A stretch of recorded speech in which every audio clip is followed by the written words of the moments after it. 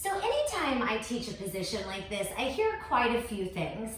It's either it hurts my hip flexors, my lower back feels tight, or even it hurts my tailbone.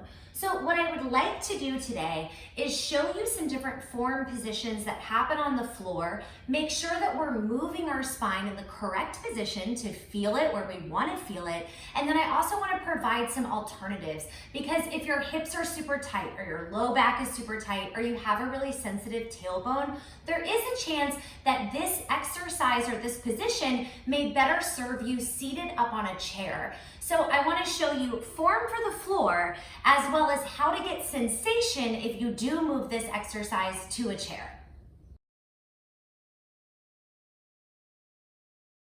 First things first, it's important that we understand the mechanics of this position.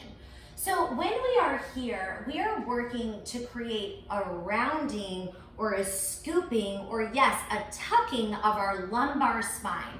The lumbar spine is the lower portion of the spine. So if this is my spine in a nice neutral position honoring the natural curve, this is where I'm trying to go, which means that when we are seated, we're not actually on our sit bones, the bony pieces that stick out of the butt. So here I am, I'm on my sit bones. If I scoot back a little bit more, then I may end up landing on my tailbone. We don't quite want to be on the tailbone. We don't want that digging into the floor. We want to kind of squeeze our butt cheeks together underneath us and scoop a little bit more by pulling in the abdominals, okay? When I get to that position, nothing is actually digging down into the ground. So sit bones, scoop, tailbone, scoop a little bit more, squeeze the butt together underneath you so you protect it, pull the belly in. Now, once I'm in this position, I actually have opposition going on. So my legs are thinking about pushing forward, my belly is thinking about pushing back. And now I create this deep opposition that helps me release the hips because I'm longer here. It protects the underside of my butt because I'm gripping all those muscles in, and now I'm getting low abdominal work right in this position. This move requires a ton of muscle engagement. So you will never feel it in the right spot if you're just seated and you kind of try leaning back, okay? Instead, I need to grip more muscles. So I need to squeeze my tush underneath me, pull the belly in deeply, think about reaching the feet forward here, really driving the abs in.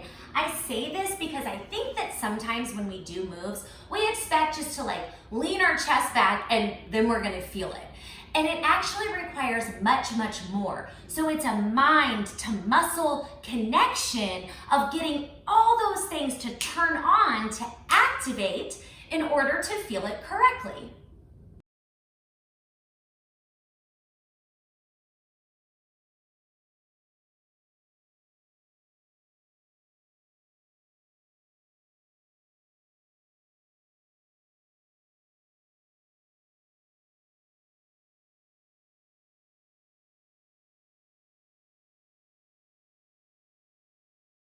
If you just tried doing that position on the floor and you could not feel your abdominals, it was just hip flexors, low back, tailbone, something other than your abs, I want you to get a chair and practice this with me. Now, I know that some people think that going up to the chair for the ab move is going to be way too easy, but actually it's going to be an incredible tool to have in your toolbox to help you understand how to feel the abs in the seated position, so stay with me.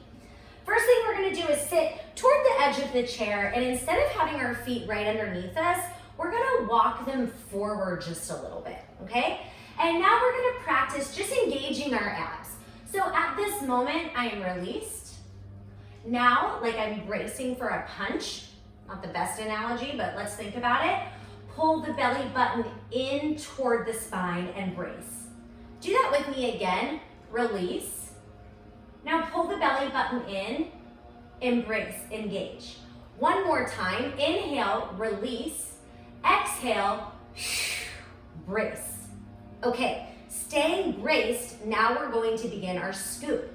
So it's like the pubic bone is tipping up, the low back is scooping under. Now everyone stay with me. I just showed this on the floor, but I'm gonna show it again. As you start to scoop back, I want you to squeeze your butt together. Did you see that? Not squeezing, squeezing. It's like I'm bringing my butt cheeks closer together to create more of a little pillow underneath my tush. You want to do that. All right, so here we go. Engage, scoop, booty comes toward one another. That's gonna allow me to scoop a little bit more. I'm deeply braced in through my abdominals, turning all those muscles on. And now once I'm here, my feet should actually be pretty light, okay? The more weight that you hold in your feet, the less weight you'll be holding in your abdominals. More weight in the abs mean less weight in the feet, all right? So here we are. This is that position. You want to be able to get here and feel something going on, and that's when you know that you're on the right track. Bonus, you can do this position anytime you're seated, right? So if you're working, you can practice contracting and releasing. You can also practice that little scoop to get more ab work in a very attainable position. So now I'm moving back down to the floor because I want to show you another tool that can be very helpful, specifically for those of you who are feeling a lot of hip flexors. And that is the use of your arms, okay? So at any time when I teach this position, you are allowed to hold your hands back behind the knees. And the reason we like this is because the arms can hold the weight of the legs while the abdominals pull in, and that supports the weight of the upper body. So let me show you a little bit more what I mean. Sometimes people do this and they go straight arms. Now, if I do this with straight arms, my arms are currently holding the weight of my upper body, meaning if I were to release my hands, I would fall backwards, okay?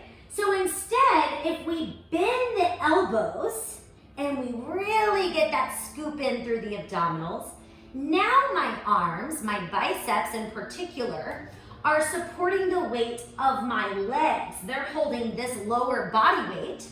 The abdominals are pulled in and they're holding the weight of the upper body. So you would start here, pull in those elbows, use the biceps.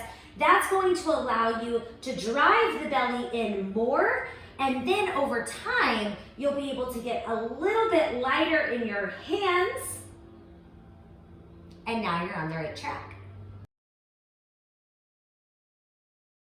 When you do this position, minor adjustments are absolutely critical. So you can play with little points in your body to make the exercise feel different. I will say from a personal experience, every time I do this move, depending on the day, I feel it in different spots. So I'm always making what I would call micro adjustments to make this movement feel better. So you could do this with your knees together. You could also do this with your knees apart. Letting the knees fall open can sometimes feel a little bit nicer on the hips. Again, just depends on you. I will sometimes toy with bringing my feet in closer. I will also toy with stepping my feet out more. I'll see what it feels like to have my feet down versus having my feet flexed. I'll see what it feels like to hold more weight in my hands or less weight in my hands. I'll see what it feels like to think about squeezing the inner thighs together and squeezing the butt. Highly recommend this one. Everything pulls in, right? And then I'm making these little adjustments through my body to see exactly where I feel it the best on that particular day. So just making a note, it will probably change every single time you do the move, and that's okay. Another tip is just about lifting your hips higher from the floor. So I know I already showed you the chair version. Again, highly recommend this one. You can also sit on something like blocks, right? Propping yourself up a little bit higher, instant less pressure on the joints. Another option would be one pillow or two pillows for this position. Again, just giving you a little more cushion. So just using the things that are in your home, you do have ways that you can support yourself a little higher from the floor and therefore protect the body more and hopefully feel it in the right spot.